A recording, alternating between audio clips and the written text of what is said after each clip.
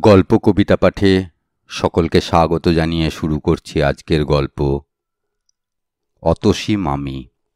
লেখক মানিক বন্দ্যোপাধ্যায়। যে শোনে সেই বলে, হ্যাঁ, শোনাবার মতো বটে।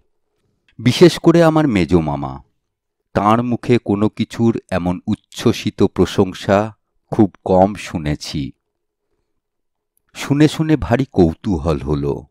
কি এমন বাঁশি বাজায় লোকটা যে সবাই এমনভাবে প্রশংসা করে?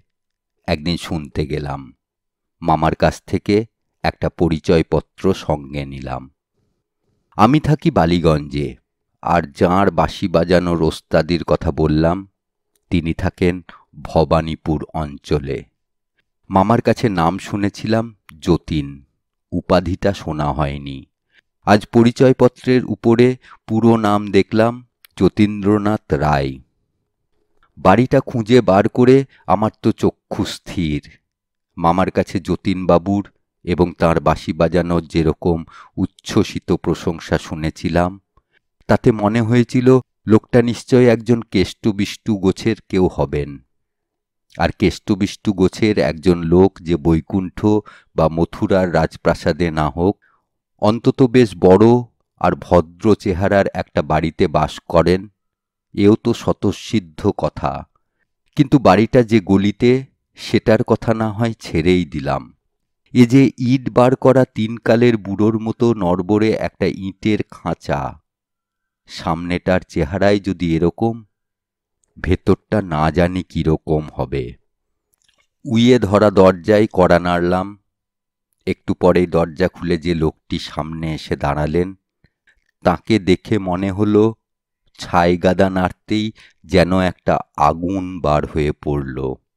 খুব রোগা, গায়ের রঙও অনেকটা ফ্যাকাশে হয়ে গেছে। তবু একদিন চেহারাখানা কীরকম ছিল অনুমান করা শক্ত নয়। এখনো যা আছে অপূর্ব। বছর 30 বয়স কি কিছু কম?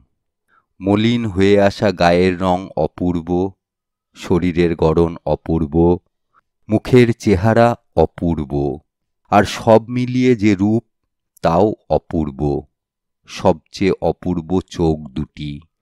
চোখে চোখে চাইলে যেন নেশা লেগে যায়। পুরুষেরও তাহলে সৌন্দর্য থাকে। ইট বার করা নোনা ধরা দেয়াল আর উইয়ে ধরা দরজা, তার মাঝখানে লোকটিকে দেখে আমার মনে হলো ভারী সুন্দর একটা ছবিকে কে যেন অতি বিশ্রী একটা ফ্রেমে বাঁধিয়েছে। বললেন, আমি ছাড়া তো বাড়িতে কেউ নেই, সুতরাং আমাকেই চান। কিন্তু কি চান? আমার মুগ্ধ চিত্তে কে যেন একটা ঘা দিল। কি বিশ্রী গলার স্বর, কর্কশ। কথাগুলি মোলায়েম, কিন্তু লোকটির গলার স্বর শুনে মনে হলো যেন আমায় গালাগালি দিচ্ছেন। ভাবলাম, নির্দোষ সৃষ্টি বিধাতার কুষ্ঠিতে লেখে না। এমন চেহারায় ওই গলা। সৃষ্টিকর্তা যত বড় কারিগর হন, কোথায় কি মানায় সে জ্ঞানটা তাঁর একদম নেই। বললাম, আপনার নাম তো যতীন্দ্রনাথ রায়, আমি হরেনবাবুর ভাগ্নে। পরিচয়পত্রখানা বাড়িয়ে দিলাম। এক নিঃশ্বাসে পড়ে বললেন, ইস, আবার পরিচয়পত্র কেন হে? হরেন যদি তোমার মামা, আমিও তোমার মামা। হরেন যে আমায় দাদা বলে ডাকে। এসো এসো, ভেতরে এসো। আমি ভেতরে ঢুকতে তিনি দরজা বন্ধ করলেন। সদর দরজা থেকে দুধারের দেওয়ালে গা ঠেকিয়ে হাত পাঁচেক এসে একটা হাত তিনেক চওড়া বারান্দায় পড়ে ডান দিকে বাঁকতে হলো। বাঁদিকে বাঁকবার জো নেই, কারণ দেখা গেল সেদিকটা প্রাচীর দিয়ে বন্ধ করা। ছোট্ট একটু উঠান, বেশ পরিষ্কার। প্রত্যেক উঠানের 4টে করে পাশ থাকে। এটারও তাই আছে দেখলাম। দুপাশে দুখানা ঘর এ বাড়িরই অঙ্গ। একটা দিক প্রাচীর দিয়ে বন্ধ করা, অপর দিকে অন্য এক বাড়ির একটা ঘরের পেছন দিক। জানালা দরজার চিহ্ন মাত্র নেই, প্রাচীরেরই সামিল। আমার নবলব্ধ মামা ডাকলেন, অতসী, আমার ভাগ্নে এসেছে, এ ঘরে একটা মাদুর বিছিয়ে দিয়ে যাও। ও ঘরটা বড় অন্ধকার। এ ঘর মানে আমরা যে ঘরের সামনে দাঁড়িয়েছিলাম, ও ঘর মানে ওদিককার ঘরটা। সেই ঘর থেকে বেরিয়ে এলেন এক তরুণী, মস্ত ঘোমটায় মুখ ঢেকে। যতীন মামা বললেন, এ কি ঘোমটা কেন? আরে এ যে ভাগ্নে। মামির ঘোমটা ঘুচবার লক্ষণ নেই দেখে আবার বললেন, ছি ছি, মামি হয়ে ভাগ্নের কাছে ঘোমটা টেনে কলা বউ সাজবে? এবার মামির ঘোমটা উঠল। দেখলাম আমার নতুন পাওয়া মামিটি মামারই উপযুক্ত স্ত্রী বটে। মামি এ ঘরের মেঝেতে মাদুর বিছিয়ে দিলেন। ঘরে তক্তপোষ, টেবিল, চেয়ার ইত্যাদির বালাই নেই। একপাশে একটা রংচটা ট্রাঙ্ক আর একটা কাঠের বাক্স। দেওয়ালে এক কোণ থেকে আর এক কোণ পর্যন্ত একটা দড়ি টাঙানো, তাতে একটি মাত্র ধুতি ঝুলছে। একটা পেরেকে একটা আধময়লা খদ্দরের পাঞ্জাবি লটকানো, যতীন মামার সম্পত্তি। গোটা দু বছর আগেকার ক্যালেন্ডারের ছবি, একটাতে এখনো চৈত্র মাসের তারিখ লেখা কাগজটা লাগানো রয়েছে। ছিঁড়ে ফেলতে বোধহয় কারো খেয়াল হয়নি। যতীন মামা বললেন, একটু সুজি টুজি থাকে তো ভাগ্নেকে করে দাও, না থাকে এক কাপ চাই খাবে ক্ষণ। বললাম, কিচ্ছু দরকার নেই যতীন মামা, আপনার বাঁশি শুনতে এসেছি। বাঁশির সুরেই খিদে মিটবে এখন। যদিও খিদে পাইনি মোটেই, বাড়ি থেকে খেয়ে এসেছি। যতীন মামা বললেন, বাঁশি? বাঁশি তো এখন আমি বাজাই না। বললাম, সে হবে না, আপনাকে শোনাতেই হবে। বললেন, তাহলে বসো, রাত্রি হোক, সন্ধ্যার পর ছাড়া আমি বাঁশি ছুঁই না। বললাম, কেন? যতীন মামা মাথা নেড়ে বললেন, কেন জানি না ভাগ্নে, দিনের বেলা বাঁশি বাজাতে পারি না, আজ পর্যন্ত কোনো দিন বাজাইনি। হ্যাঁ গা অতসী, বাজিয়েছি? অতসী মামি মৃদু হেসে বললেন, না। যেন প্রকাণ্ড একটা সমস্যার সমাধান হয়ে গেল। এমনিভাবে যতীন মামা বললেন, তবে? বললাম, মোটে 5টা বেজেছে, সন্ধ্যা হবে 7টায়। এতক্ষণ বসে থেকে কেন আপনাদের অসুবিধা করব? ঘুরে টুরে সন্ধ্যার পর আসব এখন। যতীন মামা ইংরেজিতে বললেন, টাট টাট। তারপর বাংলায় যোগ দিলেন, কি যে বলো ভাগ্নে, অসুবিধেটা কি হে? হ্যাঁ, পাড়ার লোকে তো বয়কট করেছে অপবাদ দিয়ে। তুমি থাকলে তবু কথা কয়ে বাঁচব। আমি বললাম, পাড়ার লোকে কি অপবাদ দিয়েছে মামা? অতসী মামির দিকে চেয়ে যতীন মামা হাসলেন। বলবো নাকি ভাগ্নেকে কথাটা অতসী? পাড়ার লোকে কি বলে জানো ভাগ্নে? বলে, অতসী আমার বিয়ে করা বউ নয়। চোখের পলকে হাসি মুছে রাগে যতীন মামা গড় গড় করতে লাগলেন, লক্ষ্মী ছাড়া বজ্জাত লোক পাড়ার ভাগ্নে। রীতিমতো দলিল আছে বিয়ের, কেউ কি তা দেখতে চাইবে? যত সব। ত্রস্তভাবে অতসী মামি বললে, কি যাতা বলছো? যতীন মামা বললেন, ঠিক ঠিক, ভাগ্নে নতুন লোক, তাকে এসব বলা ঠিক হচ্ছে না বটে, ভারী রাগ হয় কি না? বলে হাসলেন। হঠাৎ বললেন, তোমরা যে কেউ কারু সঙ্গে কথা বলছো না গো? মামি মৃদু হেসে বললে, কি কথা বলবো? যতীন মামা বললেন, এই নাও, কি কথা বলবে তাও কি আমায় বলে দিতে হবে নাকি? যা হোক কিছু বলে শুরু করো, গড় গড় করে কথা আপনি এসে যাবে। মামি বললে, তোমার নামটি কি ভাগ্নে? যতীন মামা সশব্দে হেসে উঠলেন, হাসি থামিয়ে বললেন, এইবার ভাগ্নে, পাল্টা প্রশ্ন করো। আজ কি রাঁধবে মামি? ব্যাস, খাসা আলাপ জমে যাবে। তোমার আরম্ভটি কিন্তু বেশ অতসী। মামির মুখ লাল হয়ে উঠল। আমি বললাম, অমন বিশ্রী প্রশ্ন আমি কক্ষনো করব না মামি, আপনি নিশ্চিন্তে থাকুন। আমার নাম সুরেশ। যতীন মামা বললেন, সুরেশ কিনা সুরের রাজা, তাই সুর শুনতে এত আগ্রহ, নয় ভাগ্নে? হঠাৎ উঠে দাঁড়িয়ে বললেন, ইস, ভুবনবাবু যে টাকা দুটো ফেরত দেবে বলেছিল আজ, নিয়ে আসি, দুদিন বাজার হয়নি। বসো ভাগ্নে, মামির সঙ্গে গল্প করো। 10 মিনিটের ভেতর আসছি। ঘরের বাইরে গিয়ে বললেন, দোরটা দিয়ে যাও অতসী, ভাগ্নে ছেলে মানুষ, কেউ তোমার লোভে ঘরে ঢুকলে ঠেকাতে পারবে না। মামির মুখ আরক্ত হয়ে উঠল এবং সেটা গোপন করতে চট করে উঠে গেল। বাইরে তার চাপা গলা শুনলাম, কি যে রসিকতা করো, ছি। মামা কি জবাব দিলেন শোনা গেল না। মামি ঘরে ঢুকে বললে, ওই রকম স্বভাব ওর। বাক্সে 2টি মোটে টাকা, তাই নিয়ে সেদিন বাজার গেলেন।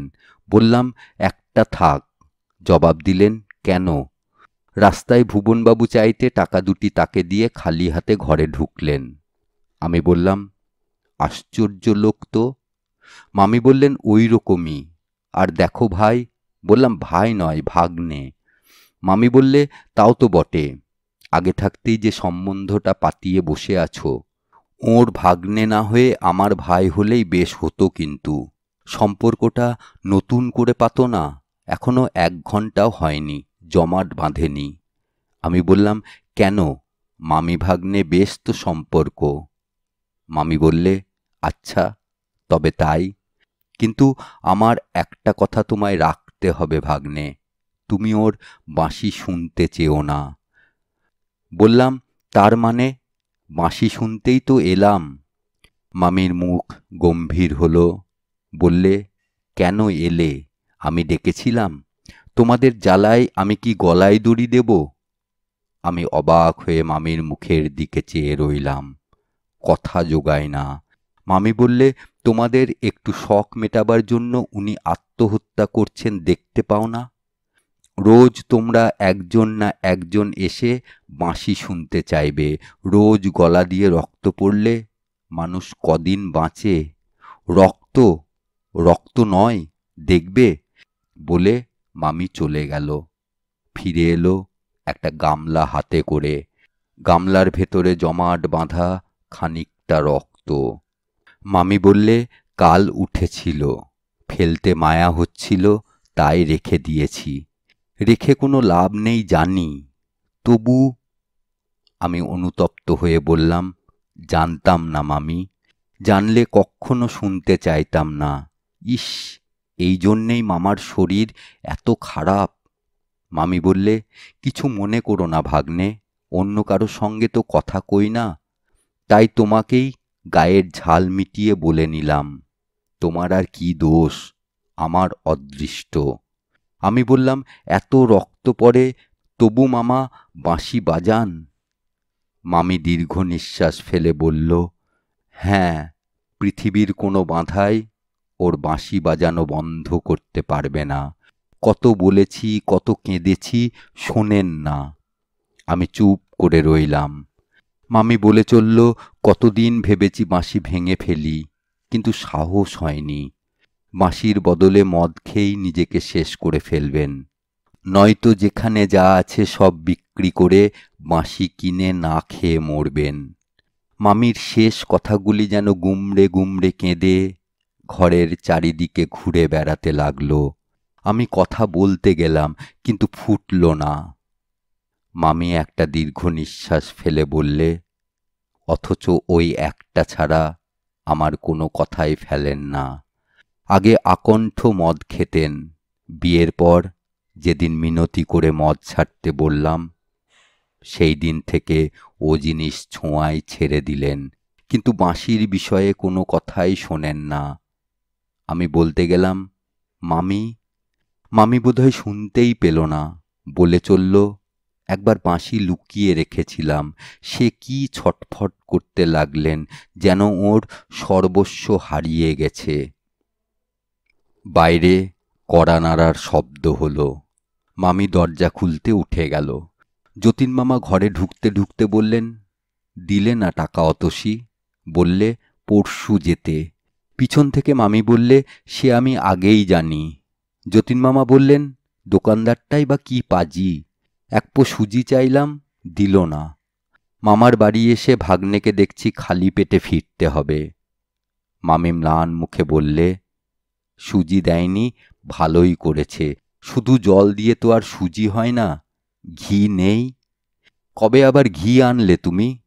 তাও তো বটে, বলে যতীন মামা আমার দিকে চেয়ে হাসলেন, দিব্য সপ্রতিভ হাসি। আমি বললাম, কেন ব্যস্ত হচ্ছেন মামা? খাবারের কিছু দরকার নেই, ভাগ্নের সঙ্গে অত ভদ্রতা করতে নেই। মামি বললে, বসো তোমরা, আমি আসছি, বলে ঘর থেকে বেরিয়ে গেল। মামা হেঁকে বললেন, কোথায় গো? বারান্দা থেকে জবাব এলো, আসছি। মিনিট 15 পরে মামি ফিরল, দুহাতে দুখানা রেকাবিতে গোটা 4 করে রসগোল্লা আর গোটা 2 সন্দেশ। যতীন মামা বললেন, কোত্থেকে জোগাড় করলে গো? বলে একটা রেকাবি টেনে নিয়ে একটা রসগোল্লা মুখে তুললেন। অন্য রেকাবিটা আমার সামনে রাখতে রাখতে মামি বললেন, তা দিয়ে তোমার দরকার কি? যতীন মামা নিশ্চিন্তভাবে বললেন, কিছু না, যা খিদেটা পেয়েছে, ডাকাতি করেও যদি এনে থাকো কিছু দোষ হয়নি। স্বামীর প্রাণ বাঁচাতে সাধ্যি অনেক কিছুই করে। আমি কুণ্ঠিত হয়ে বলতে গেলাম, কেন মিথ্যে? বাধা দিয়ে মামি বললে, আবার যদি ওই সব শুরু করো ভাগ্নে, আমি কেঁদে ফেলব। আমি নিঃশব্দে খেতে আরম্ভ করলাম। মামিও ঘর থেকে 2 এনামেলের গ্লাসে জল এনে দিলেন। প্রথম রসগোল্লাটা গিলেই মামা বললেন, ওয়াক, কি বিশ্রী রসগোল্লা, রইল পড়ে, খেও তুমি, নয়তো ফেলে দিও। দেখি সন্দেশটা কেমন? সন্দেশ মুখে দিয়ে বললেন, হ্যাঁ, এ জিনিসটা ভালো, এটা খাবো, বলে সন্দেশ 2 তুলে নিয়ে রেকাবিটা ঠেলে দিয়ে বললেন, যাও তোমার সুজির ঢিপি ফেলে দিওক্ষণ নর্দমায়। অতসী মামির চোখ ছলছল করে এলো।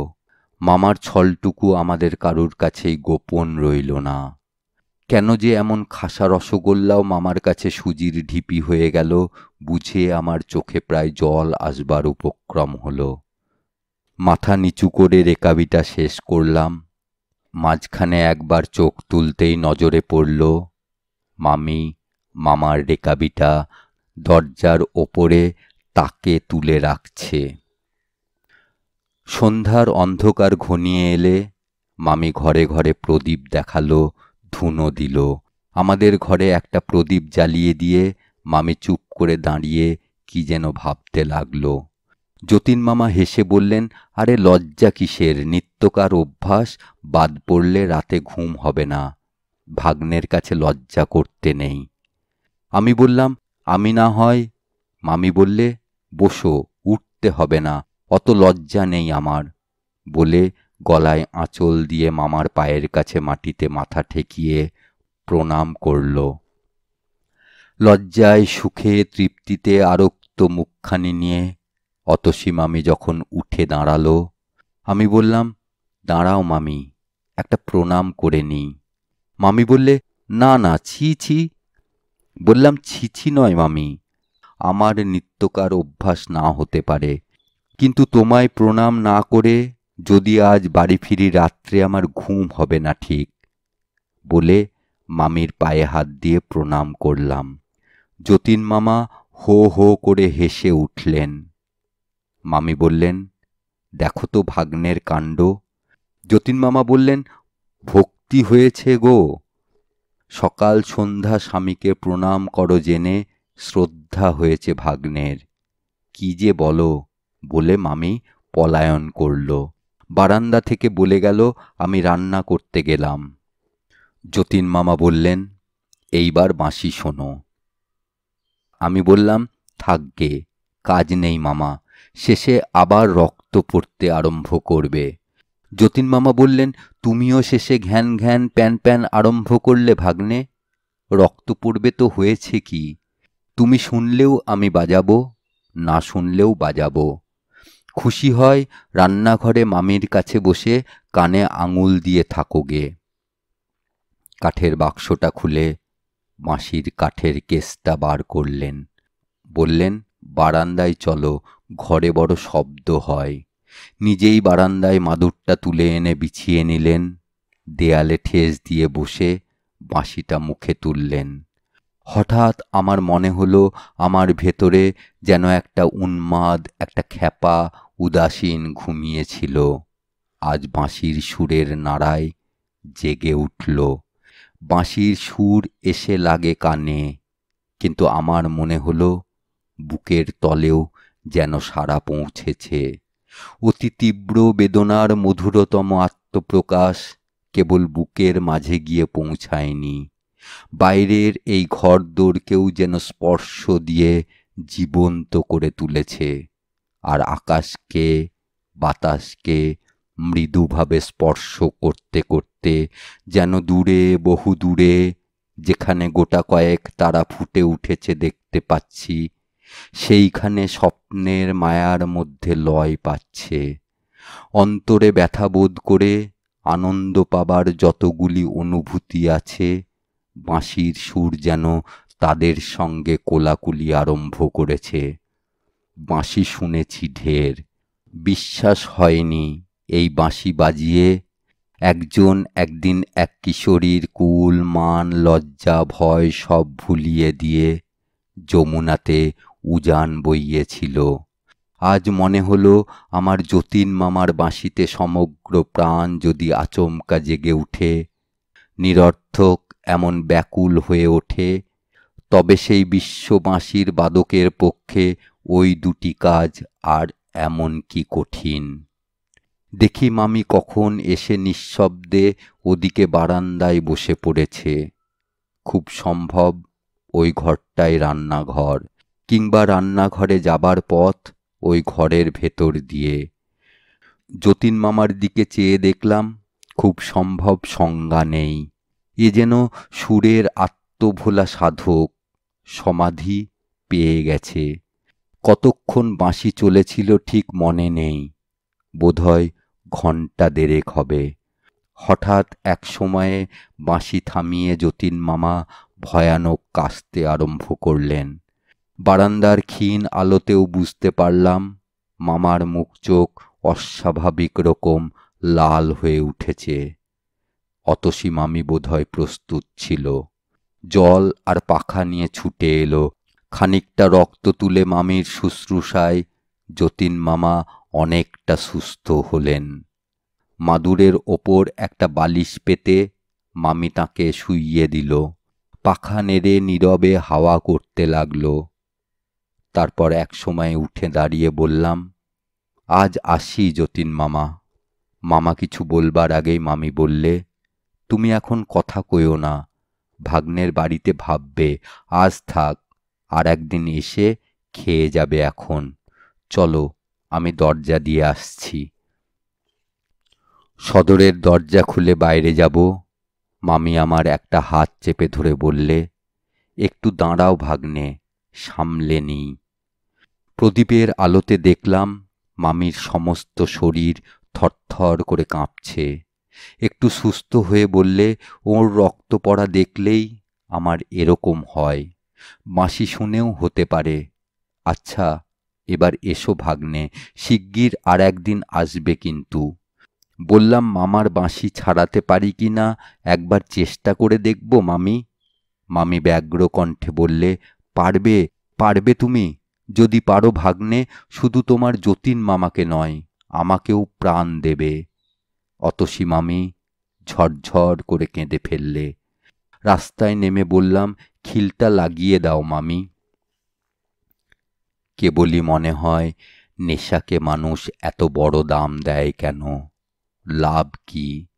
এই যে যতীন মামা পলে পলে জীবন উৎসর্গ করে সুরের জাল বুনবার নেশায় মেতে যান, মানি তাতে আনন্দ আছে।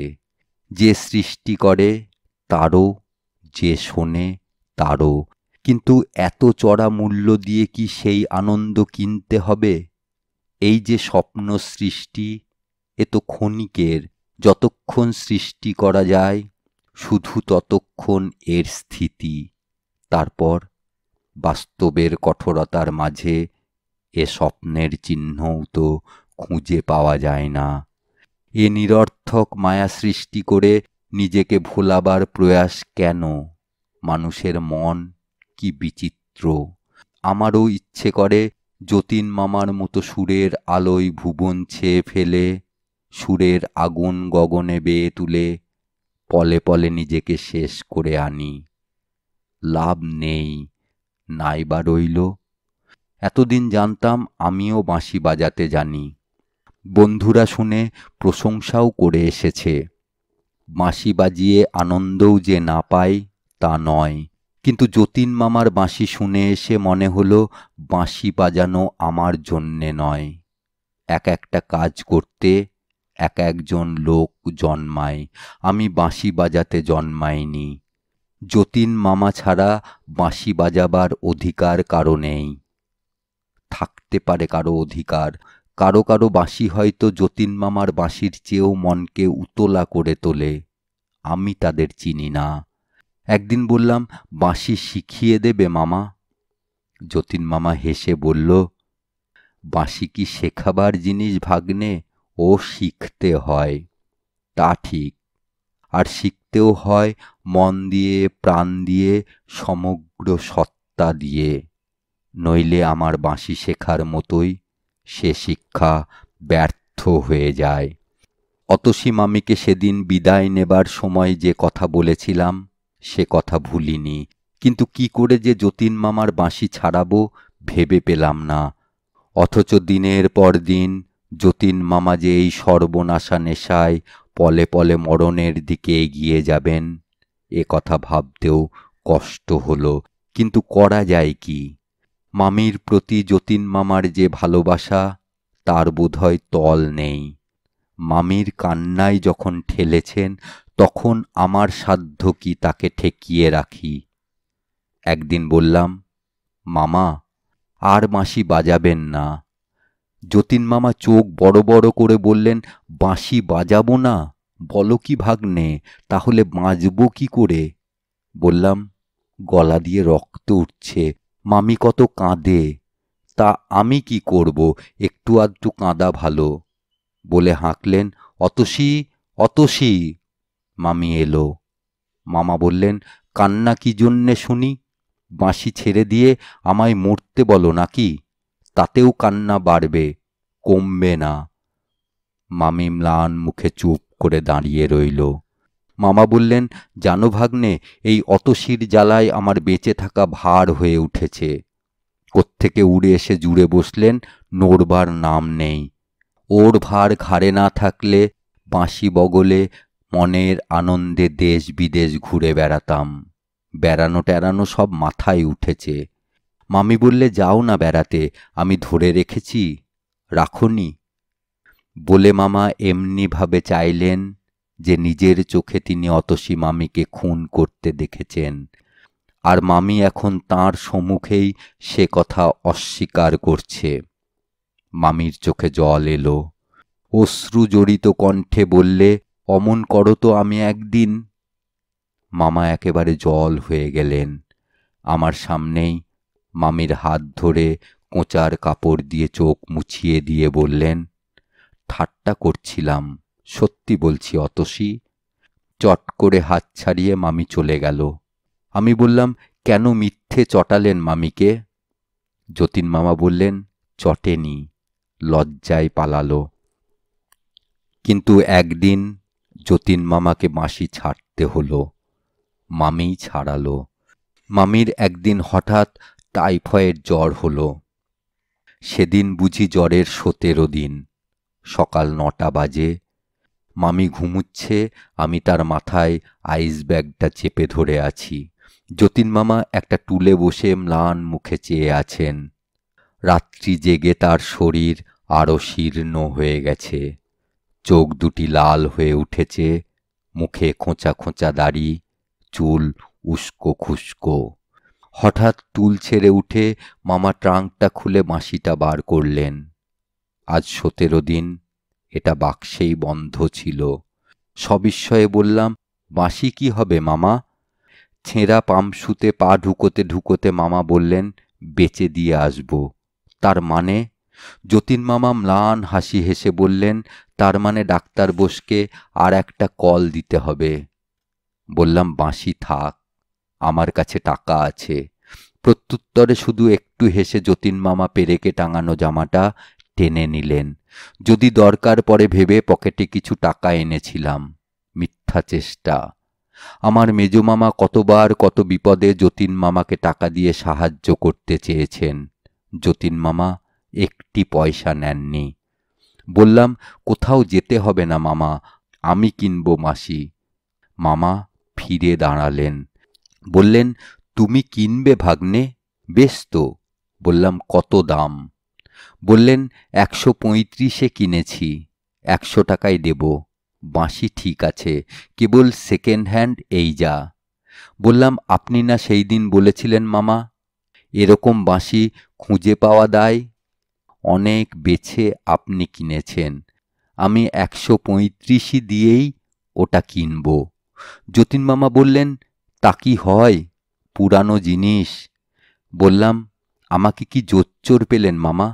আপনাকে ঠকিয়ে কম দামে বাঁশি কিনব।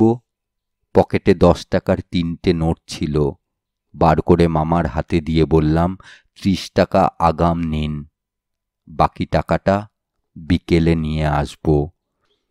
যতীন মামা কিছুক্ষণ স্তব্ধভাবে নোটগুলির দিকে তাকিয়ে রইলেন, তারপর বললেন, আচ্ছা। আমি অন্যদিকে মুখ ফিরিয়ে নিলাম।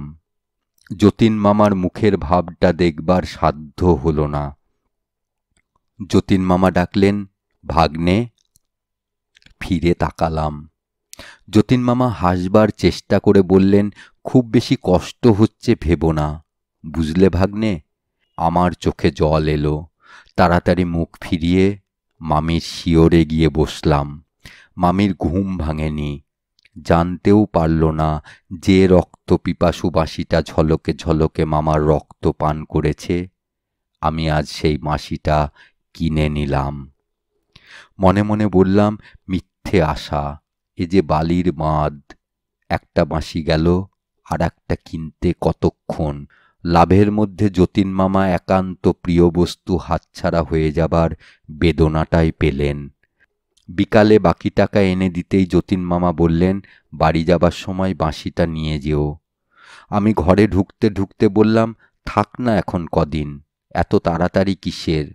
যতীন মামা বললেন, না, পরের জিনিস আমি বাড়িতে রাখি না। বুঝলাম পরের হাতে চলে যাওয়া বাঁশিটা চোখের ওপরে থাকা তাঁর সহ্য হবে না। বললাম, বেশ মামা, তাই নিয়ে যাবক্ষণ। মামা ঘাড় নেড়ে বললেন, হ্যাঁ, নিয়েই যেও, তোমার জিনিস এখানে কেন ফেলে রাখবে, বুঝলে না। 19 দিনের দিন মামির অবস্থা সংকটজনক হয়ে উঠল। যতীন মামা টুলটা বিছানার কাছে টেনে এনে মামির একটা হাত মুঠো করে ধরে নীরবে তার রোগ শীর্ণ ঝরা ফুলের মতো ম্লান মুখের দিকে চেয়েছিলেন। হঠাৎ অতসী মামি বললে, ওগো, আমি বোধহয় আর বাঁচব না। যতীন মামা বললেন, তা কি হয় অতসী, তোমায় বাঁচতে হবেই, তুমি না বাঁচলে আমিও যে বাঁচব না। মামি বললে, বালাই, বাঁচবে বই কি, দেখো আমি যদি নাই বাঁচি, আমার একটা কথা রাখবে। যতীন মামা নত হয়ে বললেন, রাখব, বলো। বাঁশি বাজানো ছেড়ে দিও, তিল তিল করে তোমার শরীর ক্ষয় হচ্ছে দেখে ওপারে গিয়েও আমার শান্তি থাকবে না, রাখবে আমার কথা। মামা বললেন, তাই হবে অতসী, তুমি ভালো হয়ে ওঠো, আমি আর বাঁশি ছোঁব না। মামির শীর্ণ ঠোঁটে সুখের হাসি ফুটে উঠল। মামার একটা হাত বুকের ওপর টেনে শ্রান্তভাবে মামি চোখ বুজল। আমি বুঝলাম যতীন মামা আজ তাঁর রোগ শয্যাগতা অতসীর জন্য কত বড় একটা ত্যাগ করলেন। অতি মৃদুস্বরে উচ্চারিত ওই কটি কথা, তুমি ভালো হয়ে ওঠো, আমি আর বাঁশি ছোঁব না। অন্যে না বুঝুক, আমি তো যতীন মামাকে চিনি, আমি জানি, অতসী মামিও জানে ওই কথা কটির পেছনে কতখানি জোর আছে। বাঁশি বাজাবার জন্য মন উন্মাদ হয়ে উঠলেও যতীন মামা আর বাঁশি ছোঁবেন না।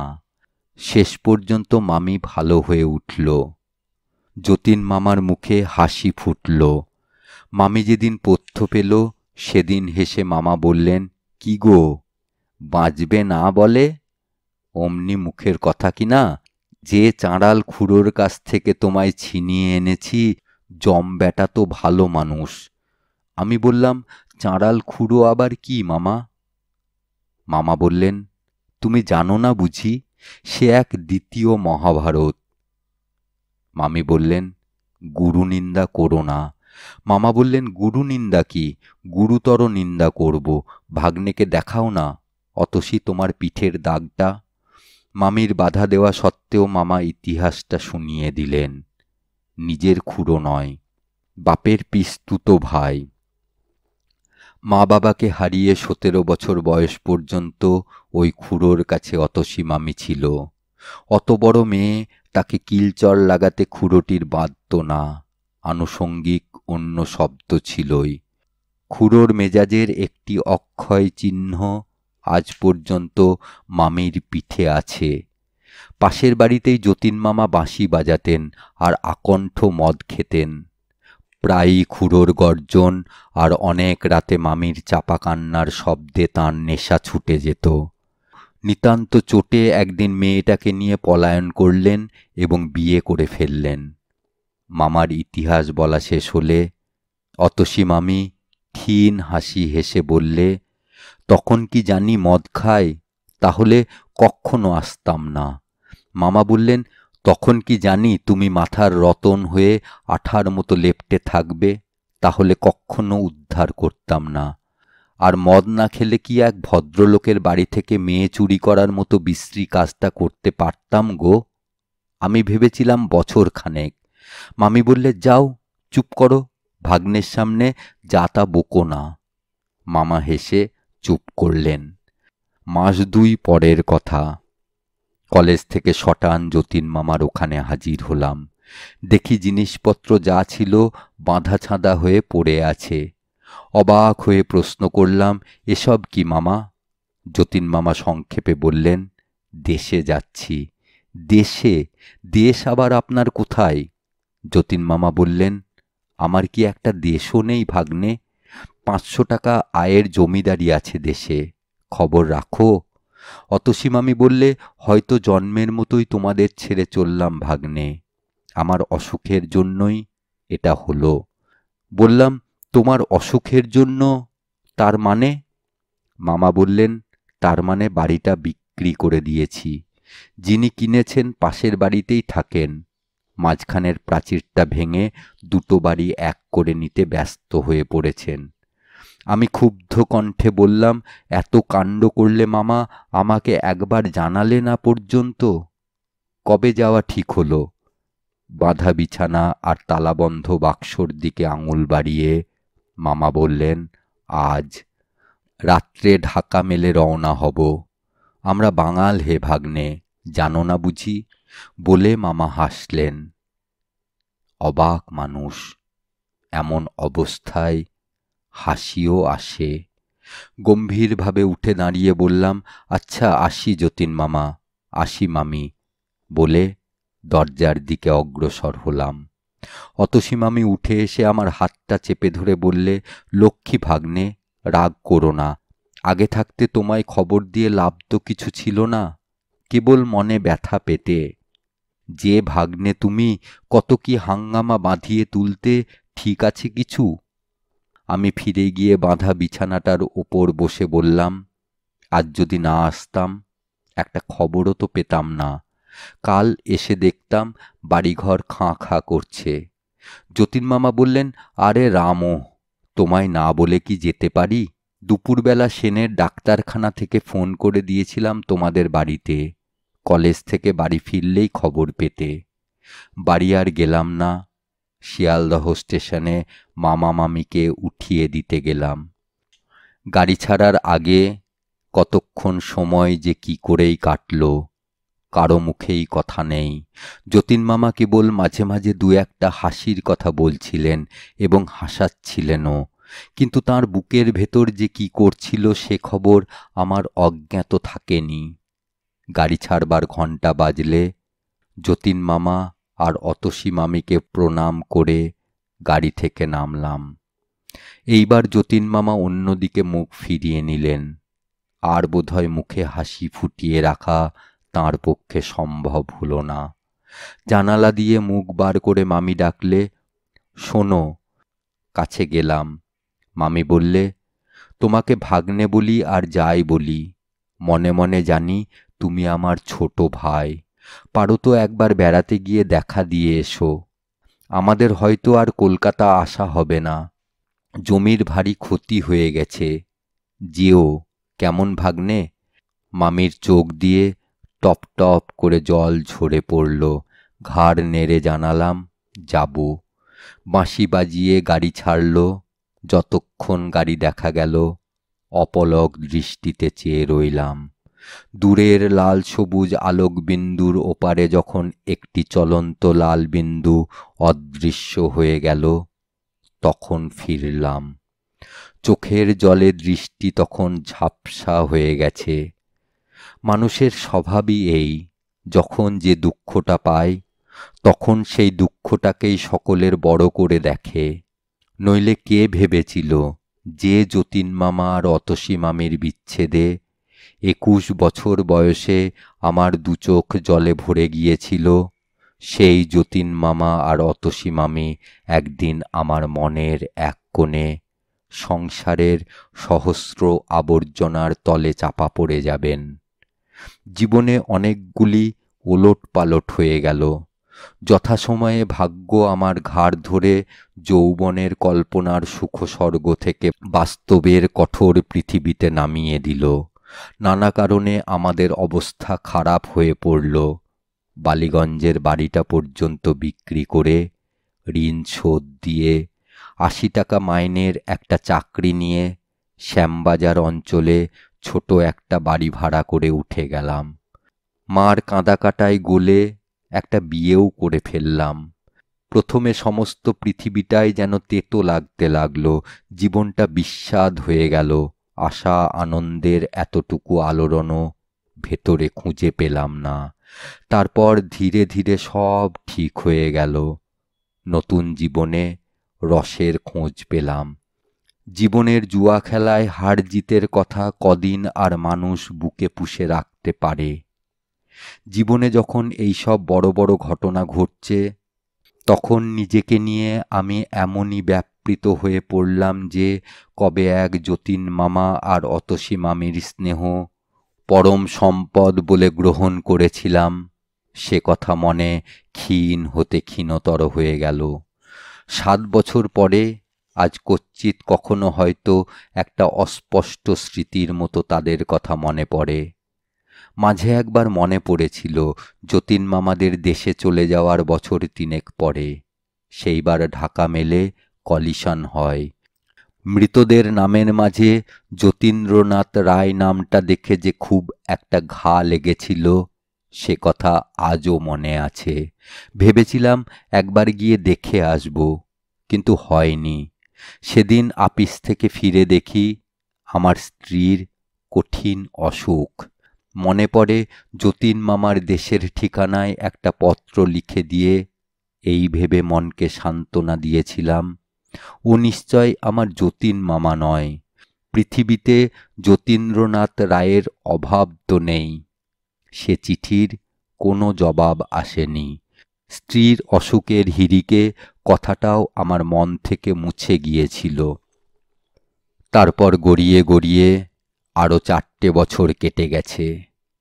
আমার ছোট বোন বিনার বিয়ে হয়েছিল ঢাকায়। পুজোর সময় বিনাকে তারা পাঠালে না। অগ্রহায়ণ মাসে বিনাকে আনতে ঢাকা গেলাম, কিন্তু আনা হলো না। গিয়েই দেখি বিনার শাশুড়ির খুব অসুখ। আমি যাবার আগের দিন হু হু করে জ্বর এসেছে। ডাক্তার আশঙ্কা করছেন নিউমোনিয়া। ছুটি ছিল না। ক্ষুণ্ণ হয়ে একাই ফিরলাম। গোয়ালন্দে স্টিমার থেকে নেমে ট্রেনের একটা ইন্টারে ভিড় কম দেখে উঠে পড়লাম। 2টি মাত্র ভদ্রলোক, এক কোণে র্যাপার মুড়ি দেওয়া একটি স্ত্রীলোক, খুব সম্ভব এদের একজনের স্ত্রী। জিনিসপত্রের একান্ত অভাব। খুশি হয়ে একটা বেঞ্চিতে কম্বলের ওপর চাদর বিছিয়ে বিছানা করলাম। বালিশ ঠেসান দিয়ে আরাম করে বসে পা দুটো কম্বল দিয়ে ঢেকে একটা ইংরেজি মাসিকপত্র বার করে ওপেনহেমের ডিটেকটিভ গল্পে মনঃসংযোগ করলাম। যথাসময়ে গাড়ি ছাড়ল এবং পরের স্টেশনে থামল, আবার চলল। এটা ঢাকা মেল বটে, কিন্তু পোড়াদ পর্যন্ত প্রত্যেক স্টেশনে থেমে থেমে প্যাসেঞ্জার হিসাবেই চলে। পোড়াদের পর ছোটোখাটো স্টেশনগুলি বাদ দেয় এবং গতিও কিছু বাড়ায়। গোয়ালন্দের পর গোটা তিনেক স্টেশন পার হয়ে একটা স্টেশনে গাড়ি দাঁড়াতে ভদ্রলোক দুটি জিনিসপত্র নিয়ে নেমে গেলেন। স্ত্রীলোকটি কিন্তু তেমনিভাবে বসে রইলেন। ব্যাপার কি? একে ফেলেই দেখছি সব নেমে গেলেন। এমন অন্যমনস্কও তো কখনো দেখিনি। ছোটোখাটো জিনিসই মানুষের ভুল হয়। একটা আস্ত মানুষ, তাও আবার একজনের অর্ধাঙ্গ, তাকে আবার কেউ ভুল করে ফেলে যায় নাকি? জানালা দিয়ে তাকিয়ে দেখলাম পিছনে দৃষ্টিপাত মাত্র না করে তাঁরা স্টেশনের গেট পার হচ্ছেন। হয়তো ভেবেছেন চিরদিনের মতো আজও স্ত্রীটি তার পিছু পিছু চলেছে। চেঁচিয়ে ডাকলাম, ও মশাই, মশাই, শুনছেন? গেটের ওপারে ভদ্রলোক দুটি অদৃশ্য হয়ে গেলেন। বাঁশি বাজিয়ে গাড়িও ছাড়ল। অগত্যা নিজের জায়গায় বসে পড়ে ভাবলাম, তবে কি ইনি একাই চলেছেন নাকি? বাঙালি মেয়ে নিশ্চয়ই। র্যাপার দিয়ে নিজেকে ঢাকবার কায়দা দেখেই সেটা বোঝা যায়। বাঙালির মেয়ে এই রাত্রিবেলা নিঃসঙ্গ যাচ্ছে, তাও আবার পুরুষদের গাড়িতে। একটু ভেবে বললাম, দেখুন, শুনছেন? সাড়া নেই। বললাম, আপনার সঙ্গীরা সব নেমে গেছে, শুনছেন? এইবার আলোয়ানের পোঁটলা নড়ল এবং আলোয়ান ও ঘোমটা সরে গিয়ে যে মুখখানা বার হলো, দেখেই আমি চমকে উঠলাম। কিছু নেই, সে মুখের কিছুই এতে নেই। আমার অতসী মামির মুখের সঙ্গে এ মুখের অনেক তফাত, কিন্তু তবু আমার মনে হলো এ আমার অতসী মামি। মৃদু হেসে বললে, গলা শুনেই মনে হয়েছিল এ আমার ভাগ্নের গলা, কিন্তু অতটা আশা করতে পারিনি। মুখ বার করতে ভয় হচ্ছিল, পাছে আশা ভেঙে যায়। আমি সবিস্ময়ে বলে উঠলাম, অতসী মামি। মামি বললে, খুব বদলে গেছি না? মামির সিঁথিতে সিঁদুর নেই, কাপড়ে পাড়ের চিহ্ন খুঁজে পেলাম না। 4 বছর আগে ঢাকা মেল কলিশনে মৃতদের তালিকায় একটি অতি পরিচিত নামের কথা মনে পড়ল। যতীন মামা তবে সত্যিই নেই। আস্তে আস্তে বললাম, খবরের কাগজে মামার নাম দেখেছিলাম মামি, বিশ্বাস হয়নি সে আমার যতীন মামা। একটা চিঠি লিখেছিলাম, পাওনি? মামি বললে, না। তারপরেই আমি ওখান থেকে 2-3 মাসের জন্য চলে যাই। বললাম, কোথায়? আমার এক দিদির কাছে, দূর সম্পর্কের অবশ্য। আমায় কেন একটা খবর দিলে না মামি? মামি চুপ করে রইল। ভাগ্নের কথা বুঝি মনে ছিল না, না? মামি বললে, তা নয়, কিন্তু খবর দিয়ে আর কি হতো? যা হবার তা তো হয়েই গেল। বাঁশিকে ঠেকিয়ে রাখলাম, কিন্তু নিয়তিকে তো ঠেকাতে পারলাম না। তোমার মেজো মামার কাছে তোমার কথাও সব শুনলাম। আমার দুর্ভাগ্য নিয়ে তোমায় আর বিরক্ত করতে ইচ্ছে হলো না। জানি তো একটা খবর দিলেই তুমি ছুটে আসবে। চুপ করে রইলাম। বলবার কি আছে? কি নিয়েই বা অভিমান করব? খবরের কাগজে যতীন মামার নাম পড়ে একটা চিঠি লিখেই তো আমার কর্তব্য শেষ করেছিলাম। মামি বললে, কি করছো এখন ভাগ্নে? চাকরি। এখন তুমি যাচ্ছ কোথায়? মামি বললে, একটু পরেই বুঝবে। ছেলেপিলে কটি? আশ্চর্য, জগতে এত প্রশ্ন থাকতে এই প্রশ্নটাই সকলের আগে মামির মনে জেগে উঠল। বললাম, একটি ছেলে। ভারী ইচ্ছে করছে আমার ভাগ্নের খোকাকে দেখে আসতে। দেখাবে একবার? কার মতো হয়েছে, তোমার মতো না তার মার মতো? কত বড় হয়েছে? বললাম, 3 বছর চলছে। চলো না আমাদের বাড়ি মামি, বাকি প্রশ্নগুলির জবাব নিজের চোখেই দেখে আসবে। মামি হেসে বললে, গিয়ে যদি আর না নড়ি? বললাম, তেমন ভাগ্য কি হবে? কিন্তু সত্যি কোথায় চলেছ মামি? এখন থাকো কোথায়? মামি বললে, থাকি দেশেই। কোথায় যাচ্ছি একটু পরে বুঝবে। ভালো কথা, সেই বাঁশিটা কি হলো ভাগ্নে? এইখানে আছে। এইখানে? এই গাড়িতে? বললাম, আমার ছোট বোন বিনাকে আনতে গিয়েছিলাম। সে লিখেছিল বাঁশিটা নিয়ে যেতে, সবাই নাকি শুনতে চেয়েছিল। মামি বললে, তুমি বাজাতে জানো নাকি? বার করো না বাঁশিটা। ওপর থেকে বাঁশির কেসটা পারলাম। বাঁশিটা বার করতেই মামি ব্যগ্র হাতে টেনে নিয়ে এক দৃষ্টিতে সেটার দিকে চেয়ে রইল। একটা দীর্ঘ নিঃশ্বাস ফেলে বললে, বিয়ের পর এটাকে বন্ধু বলে গ্রহণ করেছিলাম। মাঝখানে এর চেয়ে বড় শত্রু আমার ছিল না। আজ আবার এটাকে বন্ধু মনে হচ্ছে। শেষ 3টে বছর বাঁশিটার জন্য ছটফট করে কাটিয়েছিলেন। আজ মনে হচ্ছে বাঁশি বাজানো ছাড়তে না বললেই হয়তো ভালো হতো। বাঁশির ভেতর দিয়ে মরণকে বরণ করলে তবু শান্তিতে যেতে পারতেন।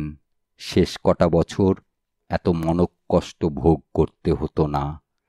বাঁশির অংশগুলি লাগিয়ে মামি মুখ তুলল। পরক্ষণে ট্রেনের ঝমঝমানি ছাপিয়ে চমৎকার বাঁশি বেজে উঠল। পাকা গুনির হাতের স্পর্শ পেয়ে বাঁশি যেন প্রাণ পেয়ে অপূর্ব বেদনাময় সুরের জাল বুনে চলল। আমার বিস্ময়ের সীমা ছিল না। এ তো অল্প সাধনার কাজ নয়। যার তার হাতে বাঁশি তো এমন অপূর্ব কান্না কাঁদে না। মামির চক্ষু ধীরে ধীরে নিমীলিত হয়ে গেল।